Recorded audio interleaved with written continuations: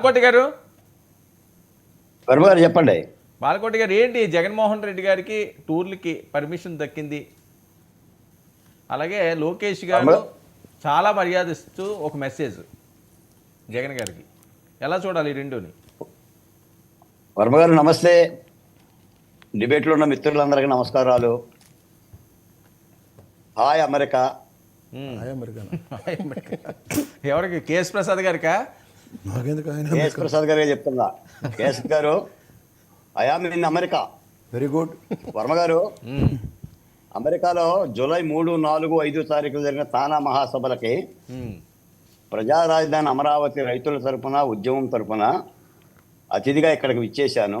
ఇక్కడ మిచిగాన్ రాష్ట్రంలో నోబీ మహానగరంలో కండుల పండుగగా ఈ అమెరికాలో ఉన్న తెలుగు వాళ్ళందరూ కూడా తెలుగు సంస్కృతిని ప్రతిబింబిస్తూ తానా మహాసభలు నిర్వహించారు. నేను నా అమరావతి రణం రక్తం రాజసం అనే ఈ పుస్తకాన్ని పెద్దల సమక్షంలో ఆవిష్కరించాం. ఈ చికాగోలో ఉన్న యలమంచి ప్రసాద్ గారు, కాలిఫోర్నియాలో ఉన్న శ్యామ్ అరవింద్ గారి యొక్క ప్రోత్సాహంతో వాళ్ళు స్వయంగా బాలకోట అయిన తానా మహాసభలకు ఆహ్వానించాలి, ఆ స్ఫూర్తిని వీళ్ళకి తెలియజేయాలని చెప్పేసి నన్ను పిలిపించారు. అందుకు మీ ద్వారా కూడా ధన్యవాదాలు తెలియజేస్తున్నాను. రెండోది ఏంటంటే, ప్రజా రాజధాని అమరావతి ఉద్యమంలో అసూలు బాసిన 274 మంది అమరావతి అమరవీరులకు ఆ అమరావతి రాజధానిలోనే ఒక స్మృతివనం నిర్మించాలని ఒక కార్యక్రమం తలపెట్టాం. ఎన్ఆర్ఐల నుంచి రాష్ట్ర ప్రభుత్వానికి ఆ విజ్ఞప్తిని కూడా ప్రతిపాదన రూపాన పంపాం. దాని గురించి కూడా వివరించి చెప్పడానికి కూడా ఇక్కడికి నేను వచ్చాను. ఈ సందర్భంగా నా అమరావతి రైతులకి, అమరావతి ఉద్యమానికి, ఎన్ఆర్ఐలకి అందరిని కూడా తెలుగు రాష్ట్ర ప్రజలు ఒక ఆశీర్వదించాల్సిన అవసరం ఉందని చెప్పి తెలియజేస్తున్నా. పోతే వర్మ గారు, ముఖ్యంగా నేను ఇప్పుడు అమెరికా చూసా. నా జీవితంలో నేను ఎప్పుడు అమెరికా రాలేదు, వస్తానని కూడా నేను అనుకోలేదు. అంటే అలాంటి అవకాశాలు మాలాంటి దళిత సామాజిక కుటుంబాల్లో పుట్టిన వాళ్ళకి చాలా అరుదు. ఇక్కడ నియమ నిబంధనలు చూస్తూ ఉంటుంటే, ఇక్కడ ప్రజల రూల్సు, రెగ్యులేషన్స్, వాళ్ళ యొక్క జీవితం చూస్తూ ఉంటుంటే ఏమనిపిస్తుందంటే, ఇదే అమెరికాలో ఎవరైనా కనుక రప్ప రప్ప అంటే కిందయి కోసి పైన చేతులు పెడతారు. కిందయి కొడవలికి తెల్ల కోసి ఇలా చేతిలో పెడతారు.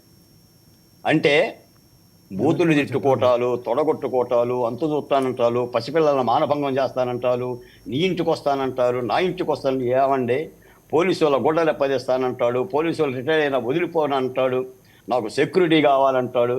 ఎక్కడే వినిపించడం లేదండి. వీళ్ళకి కావాల్సిందంతా అభివృద్ధి, కష్టపడి పనిచేస్తారు. ఇప్పుడు నేను దాదాపు 24 అంతస్తుల భవనంలో ఉన్నా, 14వ ఫ్లోర్ నుంచి మాట్లాడుతున్నా.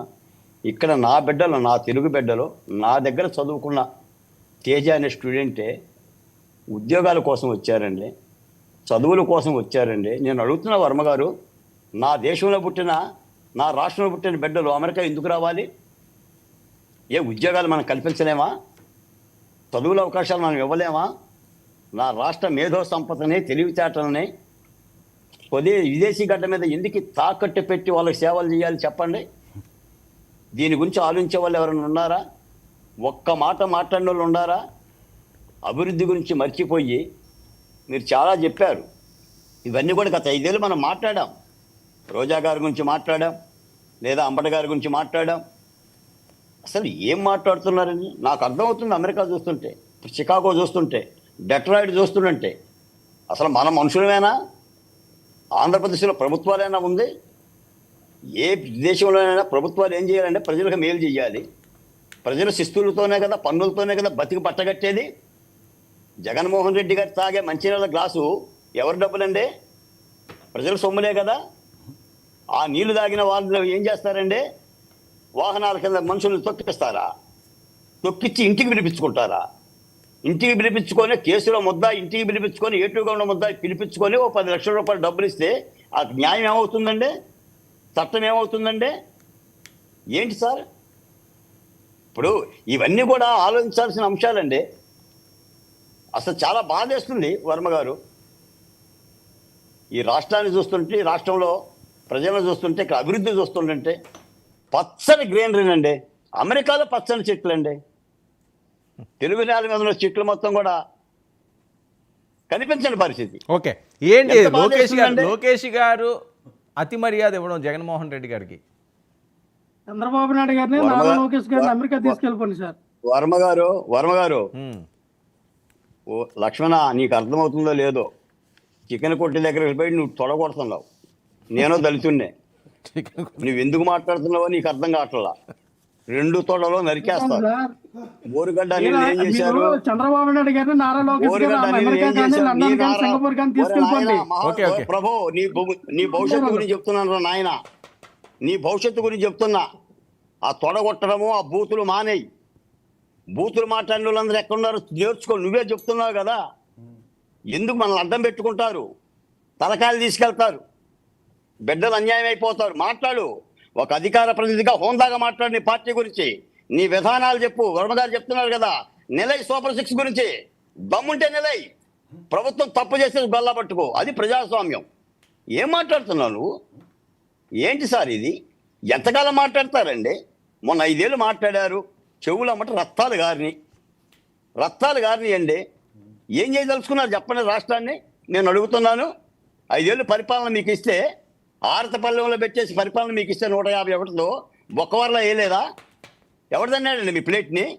మిమ్మల్ని మీరే దండుకుంది. ఎంత తిన్నారు లెక్కలు చెప్పండి. మద్యంలో ఎంత తిన్నారు, ఇసుకలో ఎంత తిన్నారు? తినలేదా? రివాల్వర్లు పెట్టి బెదిరించిన వెంకటేశ్వర గారు కూడా తానా సభలకు వచ్చాడు. నేను ఆయన చూసి ఆశ్చర్యపోయా పరిచయం చేస్తే. Sir, 1 submission sir. ఉమ్. అందుకని వర్మ గారు నేను చెప్తున్నా వినండి.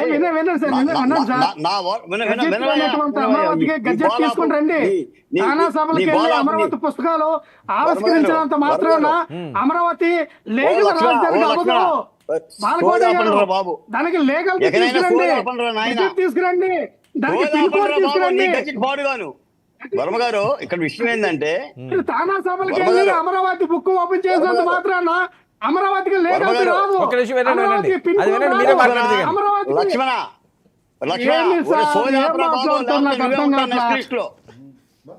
నెక్స్ట్ లిస్ట్ లో నువ్వే ఉంటావు. నేను దళితున్నా మాట్లాడుతున్నాను. ఎందుకు సోదాపు? నేను చెప్తున్నా విను. అమరావతి